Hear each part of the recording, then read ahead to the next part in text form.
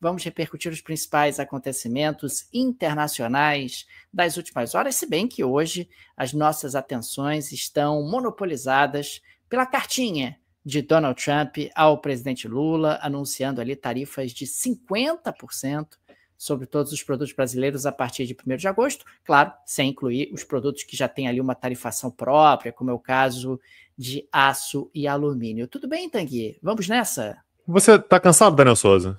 Eu estou exausto. Foi um dia muito cansativo, cara, idas e vindas, muitas emoções, mensagens, ligações, gravações, muita coisa acontecendo, rapaz. Que dia intenso.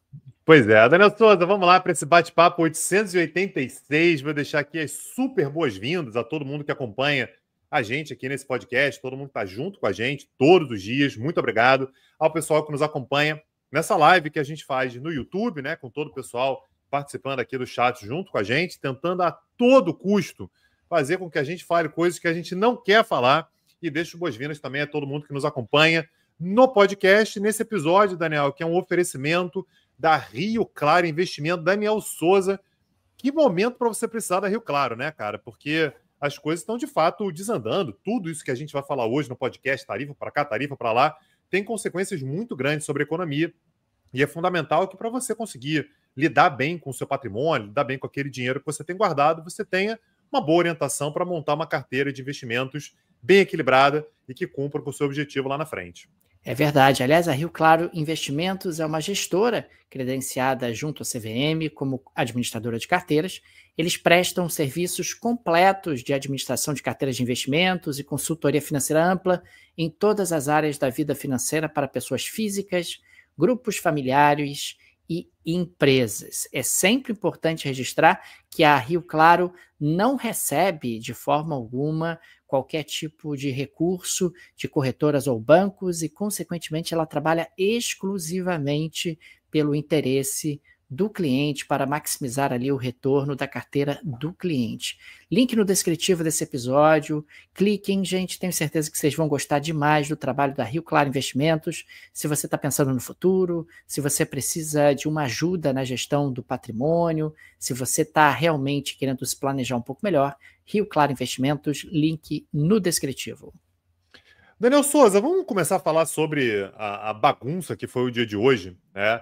Com o Donald Trump anunciando tarifas de 50% sobre produtos brasileiros, tarifas essas que passarão a valer, a princípio, a partir do dia 1º de agosto. Eu falo a princípio porque, sabe, sei lá, me parece sempre que o Donald Trump ele joga o vigor, né, a entrada em vigor das tarifas um pouco mais para frente, para dar tempo de negociar, de você, né, regatear, ver ali se consegue isso, consegue voltar.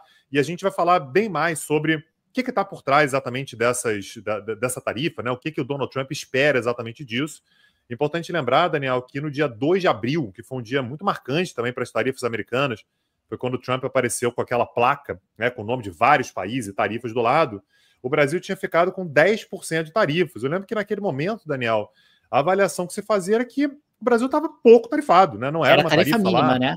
Era a tarifa mínima, né? O Brasil estava no mínimo do mínimo e agora, portanto, sobe para 50%. O Brasil não está sozinho.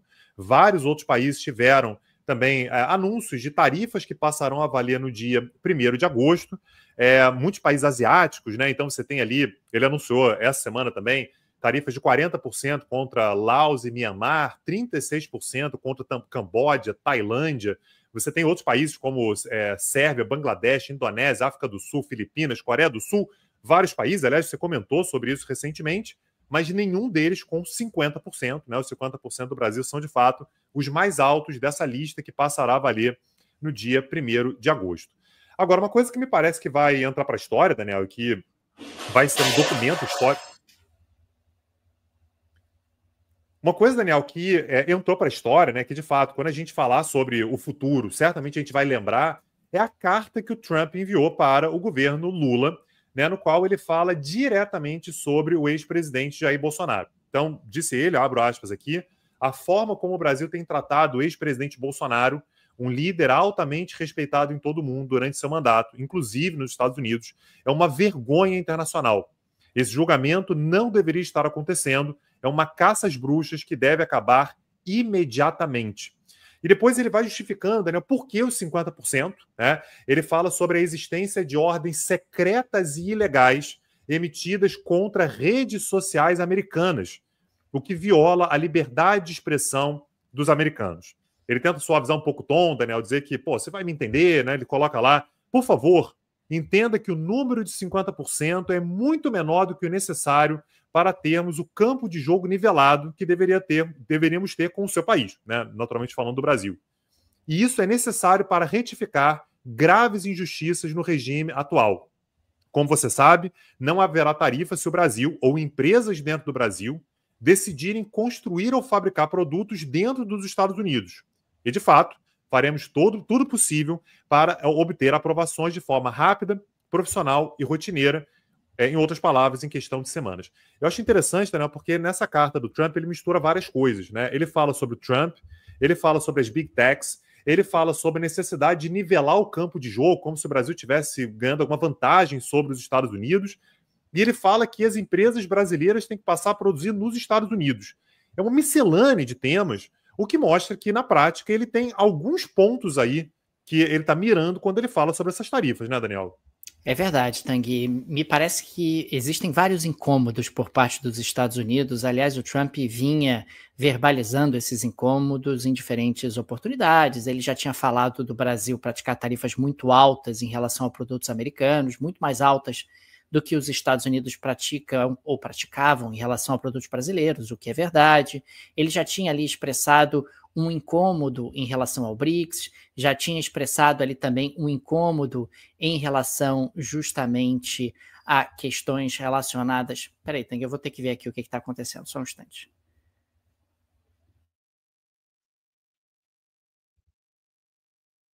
Mesa. Teve nota do governo brasileiro. Teve, a gente vai falar hoje. A gente vai falar sobre a nota do governo brasileiro. FBI entrou na casa do Tanguy. Na minha casa tá normal. Não é que não. Não é que não, foi na casa do Daniel. Ele foi lá ver. Foi lá ver. Tá. Nenhuma crise de riso. A Antonella tá perguntando. Cara, não, porque a gente não leu o chat. Durante a gravação a gente evita o chat. Foi o gato. Gente, não foi na minha casa. Não foi na minha casa. Gato só tem aqui. Não foi na minha casa. Vamos lá, vamos voltar aqui. Vamos voltar aqui. Vou voltar para o início da minha fala aqui. Beleza, vamos lá.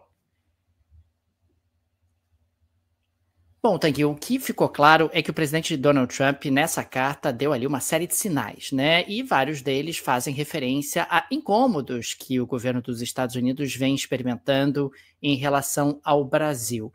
O Trump, inclusive, já tinha verbalizado alguns deles. Por exemplo, o fato do Brasil praticar tarifas mais altas em relação aos produtos americanos do que o contrário, né, do que os americanos praticavam em relação aos produtos brasileiros. Ele já tinha falado sobre isso.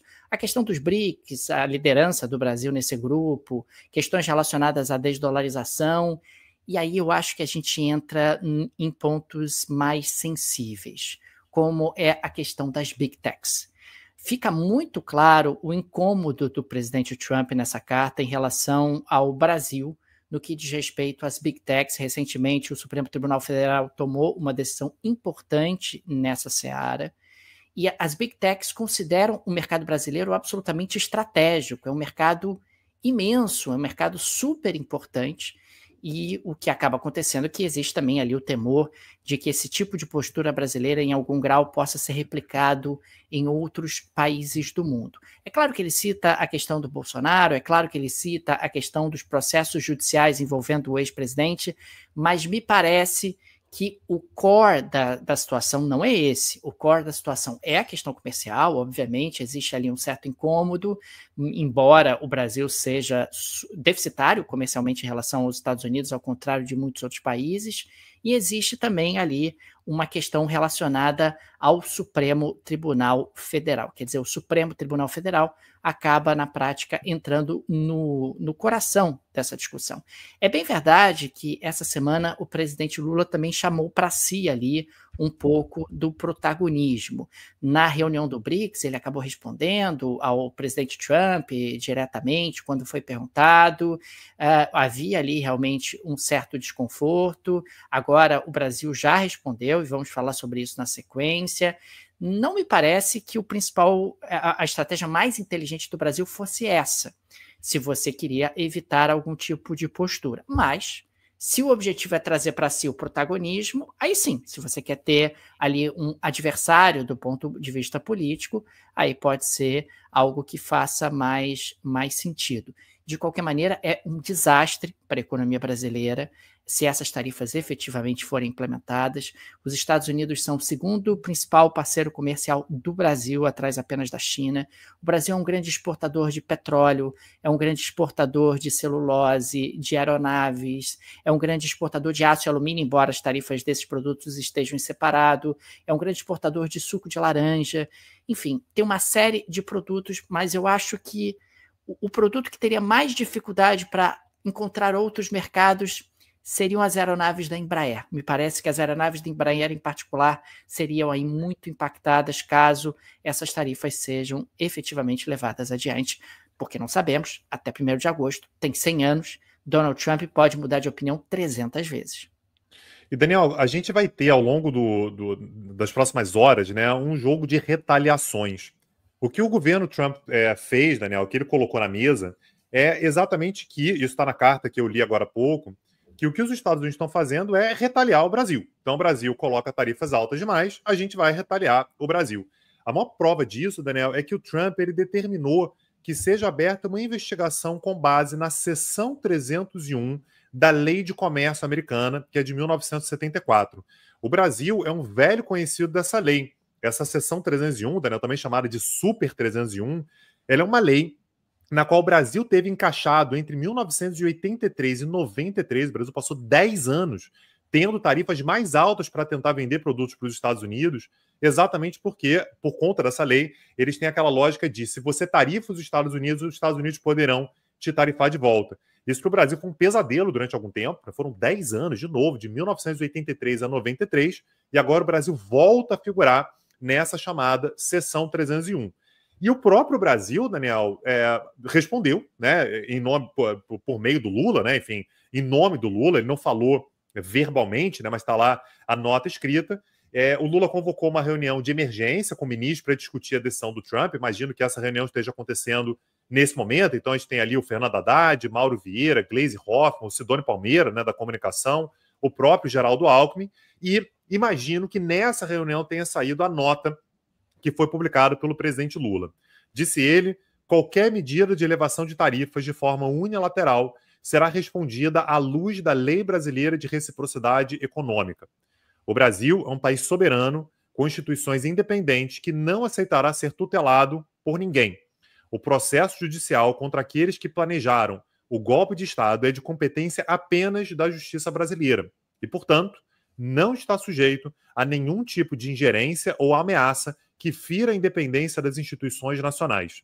No Brasil, liberdade de expressão não se confunde com agressões ou práticas violentas.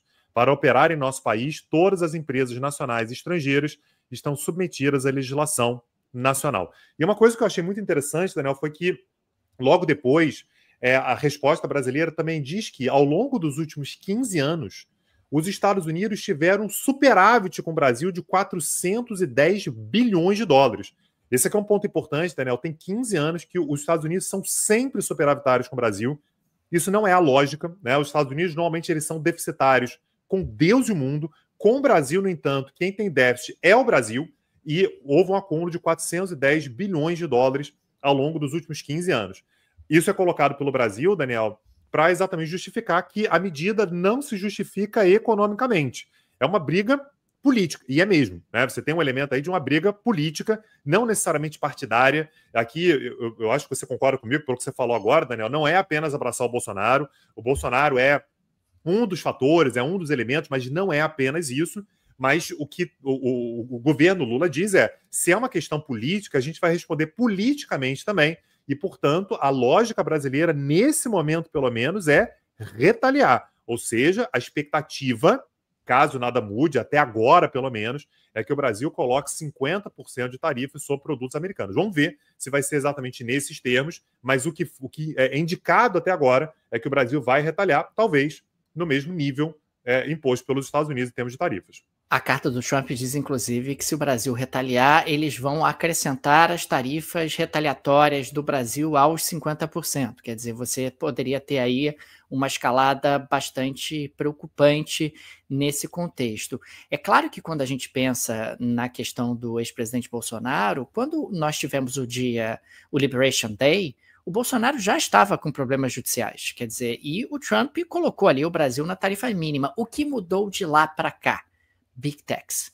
Eu acho que esse ponto é absolutamente central para a gente entender realmente o que está em jogo aqui, ou qual é o ponto ali que toca os americanos de maneira significativa. É claro que o governo americano gostaria de um mercado brasileiro mais aberto, é claro que o Donald Trump gostaria de um acordo comercial mais vantajoso para os Estados Unidos, assim como ele quer com muitos países do mundo, mas me parece que a questão das Big Techs é efetivamente um tema incontornável dentro dessa discussão. Se houver realmente uma escalada, a chance do Brasil ser muito mais impactado é grande.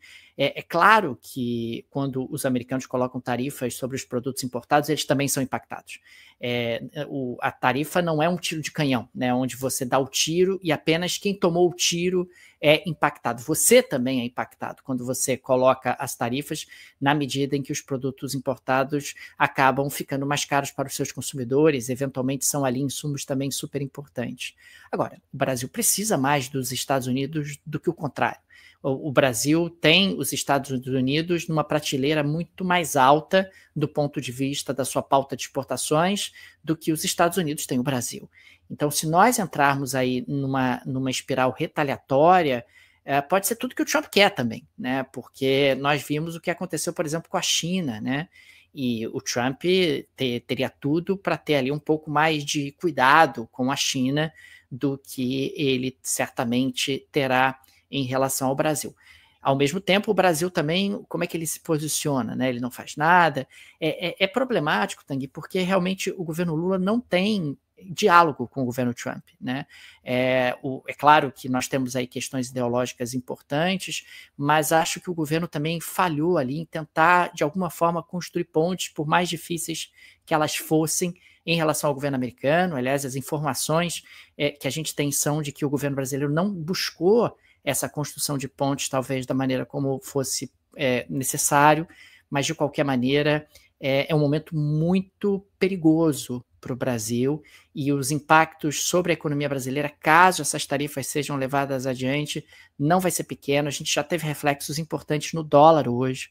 O dólar já deu uma boa disparada por aqui. Claro, a economia brasileira passa a viver um quadro de extrema incerteza. A chance de você ter um impacto sobre o crescimento brasileiro não é pequena. A chance de você ter um impacto inflacionário no Brasil, puxa, se produtos americanos começarem a entrar mais caros, o impacto inflacionário vai ser sentido.